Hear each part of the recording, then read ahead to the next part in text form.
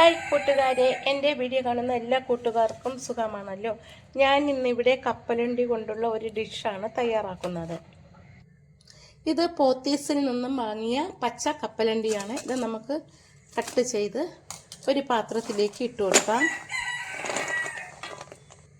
ഇതെല്ലാം നല്ല കപ്പലണ്ടിയാണ്. ഇത് ഓരോന്നിൻ്റെ അകത്ത് 3ഉം 4ഉം വീതം കുരുക്കളുണ്ട്. ഇനി നമുക്കിതൊന്ന് നന്നായിട്ട് കഴുകിയെടുക്കാം. അതിന് ആവശ്യത്തിന് വെള്ളം ഒഴിച്ചു കൊടുക്കാം. ഇത് 2 വെള്ളത്തിലെങ്കിലും കഴുകണം, എന്നാലേ ഇതിൻ്റെ ചെളിയൊക്കെ മാറി കിട്ടത്തുള്ളൂ.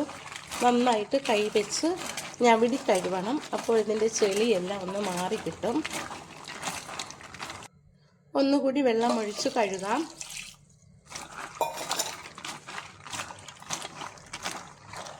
കഴുകിയ കപ്പലണ്ടി ഒരു കുക്കറിലേക്ക് ഇട്ട് കൊടുക്കാം. ഇത് വാങ്ങിയ കപ്പലണ്ടി ആയതുകൊണ്ട് ഇതിൽ കേടായതും ചപ്പും ചവറും ഒക്കെ കാണും. അതൊക്കെ മാറ്റി കൊടുക്കണം. കേടായ കപ്പലണ്ടിയൊക്കെ മാറ്റിയിട്ട് നമുക്കിതൊരു കുക്കറിലേക്ക് ഇട്ട് കൊടുക്കാം. എല്ലാം നന്നായിട്ട് കഴുകി ചപ്പ് ചവറൊക്കെ എടുത്ത് കളഞ്ഞു. ഇനി നമുക്കിതിലേക്ക് വേവാൻ പാകത്തിന് വെള്ളം ഒഴിച്ചു കൊടുക്കാം. ഇതുപോലെ ഈ മുങ്ങുന്ന പരുവത്തിന് വെള്ളം ഒഴിച്ചാൽ മതിയാകും.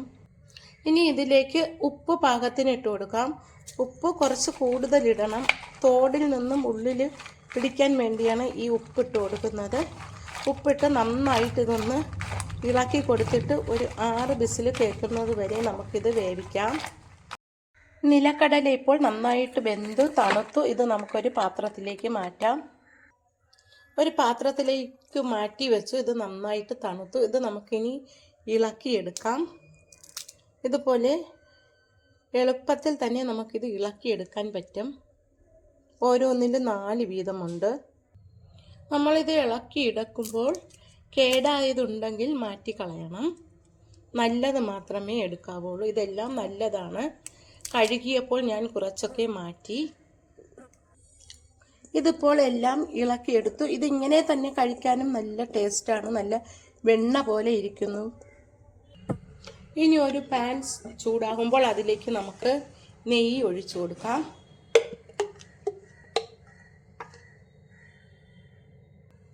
ഒരു ടേബിൾ സ്പൂൺ നെയ്യാണ് ഒഴിച്ചത്.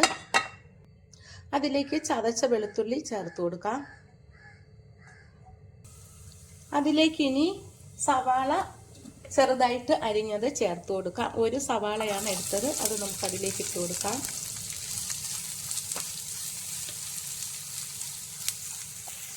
സവാള ഒന്ന് വാടി വരുമ്പോൾ അതിലേക്ക് ക്യാരറ്റ് അരിഞ്ഞത് ചേർത്ത് കൊടുക്കാം. ഒരു ക്യാരറ്റാണ് ഞാൻ ഇതിലേക്ക് ചേർത്ത് കൊടുക്കുന്നത്.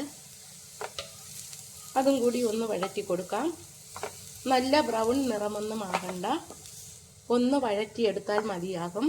അതിലേക്ക് ഒരു പച്ചമുളക് അരിഞ്ഞത് കൂടി ചേർത്ത് കൊടുക്കാം. ഒരു 1/4 സ്പൂൺ മഞ്ഞൾപ്പൊടി ചേർത്ത് കൊടുക്കാം. ഉപ്പുപൊടി പാകത്തിന് ചേർക്കാം. ഇലയിൽ ഉപ്പ് ചേർത്തിട്ടുണ്ടായിരുന്നു, അതുകൊണ്ട് ഇതിന് ആവശ്യമുള്ള ഉപ്പ് ചേർത്താൽ മതിയാകും.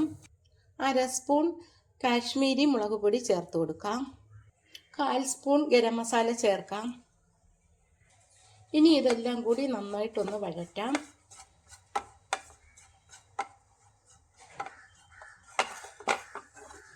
ഈ രീതിയിൽ വഴറ്റിയെടുത്താൽ മതിയാകും.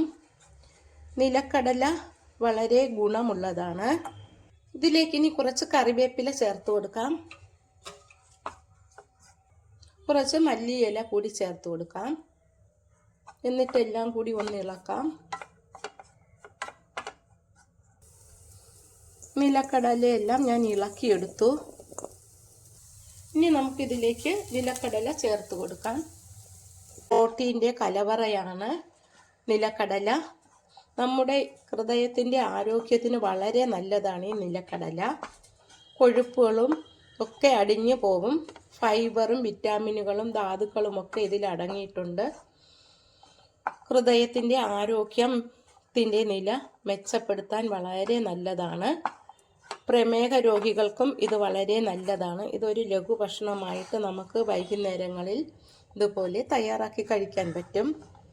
ഇത് കുറച്ച് സമയം ഇങ്ങനെ ഇളക്കി കൊടുക്കണം. എന്നിട്ട് ഒരു 2 മിനിറ്റ് സമയം ഇതൊന്ന് അടച്ചു വയ്ക്കാം. പച്ച നിലക്കടല കുക്കറിൽ വേവിച്ച് ഇറുത്തെടുത്ത് ഇതുപോലെ അധികമാരും ഉണ്ടാക്കി കഴിച്ചു കാണത്തില്ല. ഇതേപോലെ ഉണ്ടാക്കി കഴിച്ചാൽ ഇതുപോലെ എന്നും ഉണ്ടാക്കി കഴിക്കാൻ തോന്നും. അത്രയ്ക്ക് നല്ല ടേസ്റ്റാണ്. ഇതിലൊരുപാട് ഗുണങ്ങൾ അടങ്ങിയിട്ടുണ്ട്. ഹെൽത്തി ആയിട്ടുള്ളതാണ് ഈ ഡിഷ്.